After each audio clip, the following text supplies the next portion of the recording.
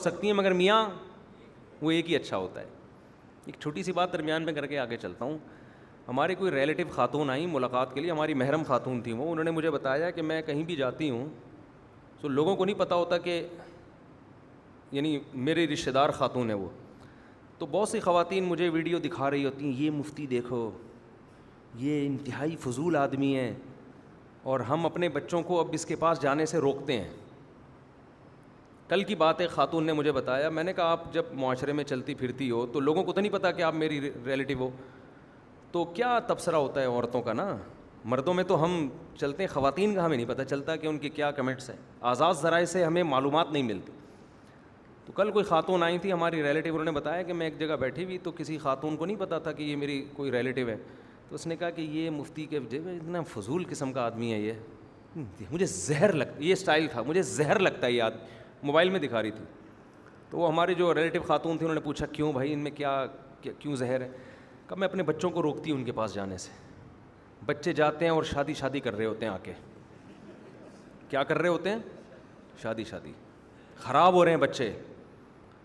تو ایسی تمام لیڈیز کو جن کو میں زہر لگتا ہوں اور ان کا خیال یہ ہے کہ میں ان کے بچوں کو برباد کر رہا ہوں, ایک چھوٹی سی بات عرض کر کے میں اپنے اصل ٹاپک کی طرف آتا ہوں.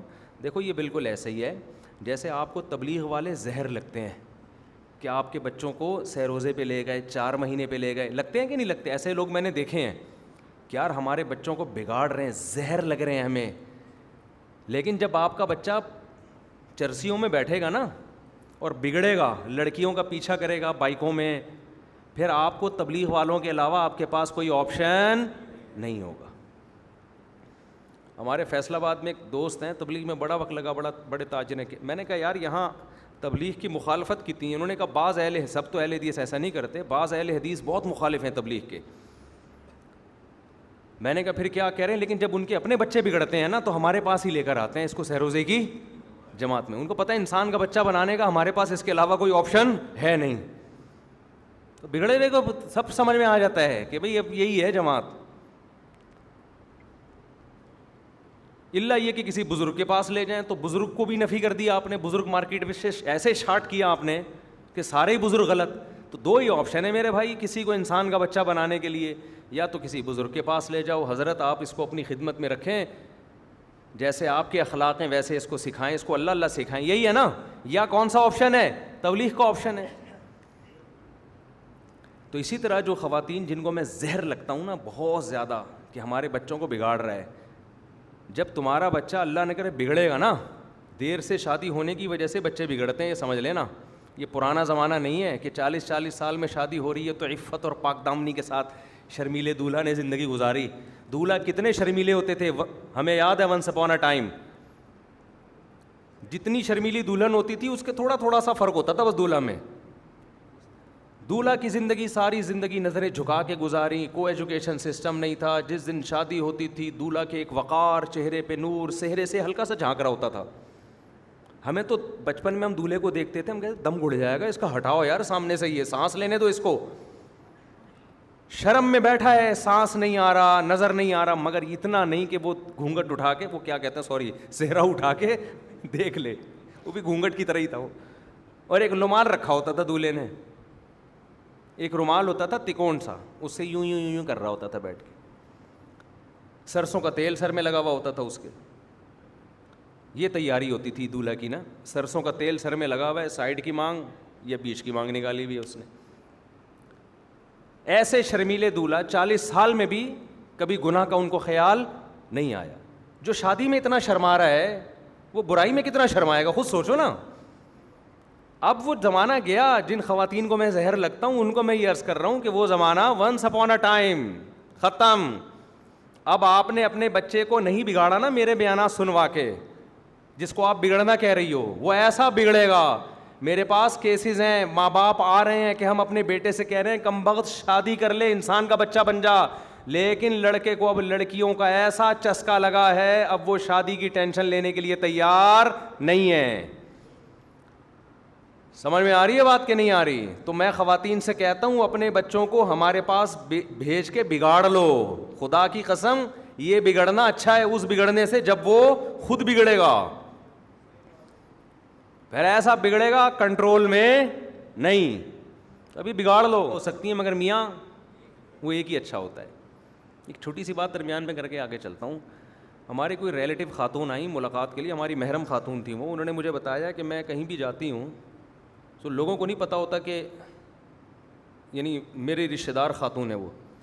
تو بہت سی خواتین مجھے ویڈیو دکھا رہی ہوتی ہیں, یہ مفتی دیکھو, یہ انتہائی فضول آدمی ہے, اور ہم اپنے بچوں کو اب اس کے پاس جانے سے روکتے ہیں. کل کی بات ہے, خاتون نے مجھے بتایا, میں نے کہا آپ جب معاشرے میں چلتی پھرتی ہو تو لوگوں کو تو نہیں پتہ کہ آپ میری ریلیٹیو ہو, تو کیا تبصرہ ہوتا ہے عورتوں کا نا, مردوں میں تو ہم چلتے ہیں, خواتین کا ہمیں نہیں پتہ چلتا کہ ان کے کیا کمنٹس ہیں, آزاد ذرائع سے ہمیں معلومات نہیں ملتی. تو کل کوئی خاتون آئی تھی ہماری ریلیٹیو, انہوں نے بتایا کہ میں ایک جگہ بیٹھی ہوئی تو کسی خاتون کو نہیں پتہ تھا کہ یہ میری کوئی ریلیٹیو ہے. تو اس نے کہا کہ یہ مفتی کے اتنا فضول قسم کا آدمی ہے, یہ مجھے زہر لگتا, یہ اسٹائل تھا, مجھے زہر لگتا ہے یہ آدمی, موبائل میں دکھا رہی تھی. تو وہ ہمارے جو ریلیٹیو خاتون تھے انہوں نے پوچھا کیوں بھائی ان میں کیوں زہر ہے. کب میں اپنے بچوں کو روکتی ہوں ان کے پاس جانے سے. بچے جاتے ہیں اور شادی کر رہے ہوتے ہیں, آ کے کیا کر رہے ہوتے ہیں, شادی خراب ہو رہے ہیں بچے. تو ایسی تمام لیڈیز کو جن کو میں زہر لگتا ہوں اور ان کا خیال یہ ہے کہ میں ان کے بچوں کو برباد کر رہا ہوں, ایک چھوٹی سی بات عرض کر کے میں اپنے اصل ٹاپک کی طرف آتا ہوں. دیکھو یہ بالکل ایسا ہی ہے جیسے آپ کو تبلیغ والے زہر لگتے ہیں کہ آپ کے بچوں کو سہ روزے پہ لے گئے, 4 مہینے پہ لے گئے, لگتے ہیں کہ نہیں لگتے. ایسے لوگ میں نے دیکھے ہیں کہ یار ہمارے بچوں کو بگاڑ رہے ہیں, زہر لگ رہے ہیں ہمیں. لیکن جب آپ کا بچہ چرسیوں میں بیٹھے گا نا اور بگڑے گا, لڑکیوں کا پیچھا کرے گا بائکوں میں, پھر آپ کو تبلیغ والوں کے علاوہ آپ کے پاس کوئی آپشن نہیں ہوگا.